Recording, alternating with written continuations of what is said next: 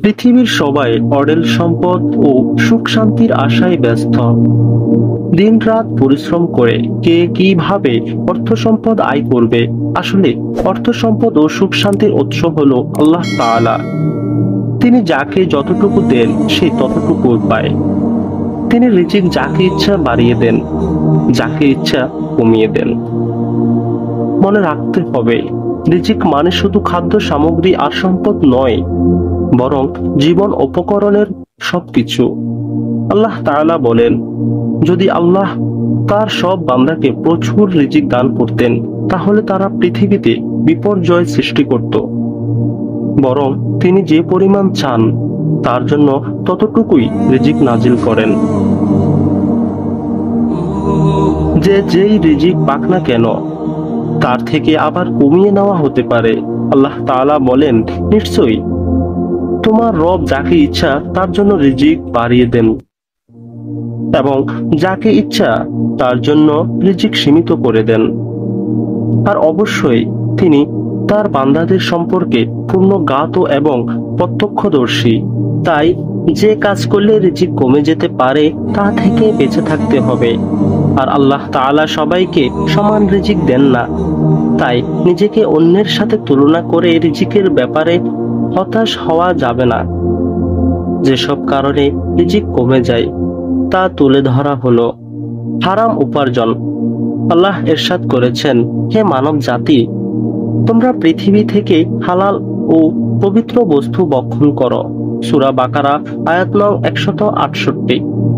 রাসূলুল্লাহ সাল্লাল্লাহু আলাইহি ওয়াসাল্লাম বলেছেন, যে ব্যক্তি হালাল ও বৈধ উপায়ে সম্পদ অর্জন করে তাকে বরকত দান করা হয়। আর যে ব্যক্তি হারাম ও অবৈধ পন্থা সম্পদ অর্জন করে সে এমন ব্যক্তির মতো আহার করেও তৃপ্ত হয় না। অর্থাৎ সে যতই ভক্ষণ করুক না কেন তার ক্ষুধা নিবারণ হয় না।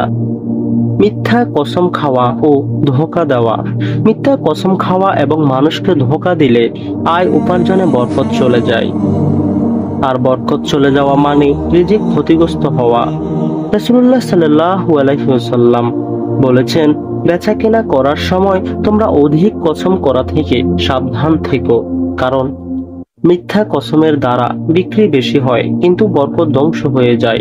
রাসূলুল্লাহ সাল্লাল্লাহু আলাইহি ওয়াসাল্লাম আরো বলেছেন, ক্রেতা ও বিক্রেতা যতক্ষণ পর্যন্ত বিচ্ছিন্ন না হয় ততক্ষণ পর্যন্ত ক্রয় বিক্রয় সম্পূর্ণ করা কিংবা বাতিল করার সুযোগ রয়েছে। যদি তারা সত্য বলে এবং পণ্যের প্রকৃত অবস্থা ব্যক্ত করে তাহলে তাদের ক্রয় বিক্রয় বরকত হবে। আর যদি মিথ্যা বলে এবং পণ্যের দোষ গোপন করে তাহলে তাদের ক্রয় বিক্রয় বরকত ধ্বংস হয়ে যাবে। বুখারী 2079 নম্বর হাদিস। কৃতজ্ঞতা আদায় না করা। মানুষ যখন প্রাপ্ত নিয়ামতের শুকরিয়া আদায় করে না তখন তার থেকে সেই নিয়ামত ছিনিয়ে নেওয়া হয়, আর এতে ক্ষতিগ্রস্ত হয় মানব জীবন এবং কমে যায় রিজিক। যে কাজে মানুষের রিজিক ক্ষতিগ্রস্ত হয় তার মধ্যে অন্যতম গুনাহ বা পাপাচারে লিপ্ত থাকা। যাকাত না দেওয়া। যাকাত ইসলামের অন্যতম মৌলিক বিধান। সঠিকভাবে যাকাতের বিধান আদায় না করলে রিজিকের বরকত উঠিয়ে নেওয়া হয় এবং এতে রিজিক ক্ষতিগ্রস্ত হয়। রাসূলুল্লাহ সাল্লাল্লাহু আলাইহি ওয়াসাল্লাম বলেছেন, যখন কোনো জাতি যাকাত আদায় করা বন্ধ করে দেয় আসমান থেকে তখন বৃষ্টি বর্ষণ বন্ধ করে দেওয়া হয়। পৃথিবীর বুকে যদি কোনো জন্তু না থাকতো তাহলে আর কখনো বৃষ্টি হতো না। ইবনে মাজাহ 4019। সুদের কারবার করা। সুদের মাধ্যমে ব্যবসা বৃদ্ধি হয়। আপাত দৃষ্টি এমন মনে হলেও সুদের কারবারে ব্যবসা বরকত নষ্ট হয়ে যায়। আল্লাহ কোরআনে স্পষ্ট ভাষায় বলেছেন, আল্লাহ সুদকে ধ্বংস করে দেন এবং সদকাকে বর্ধিত করে দেন। সূরা বাকারা আয়াত নং 276।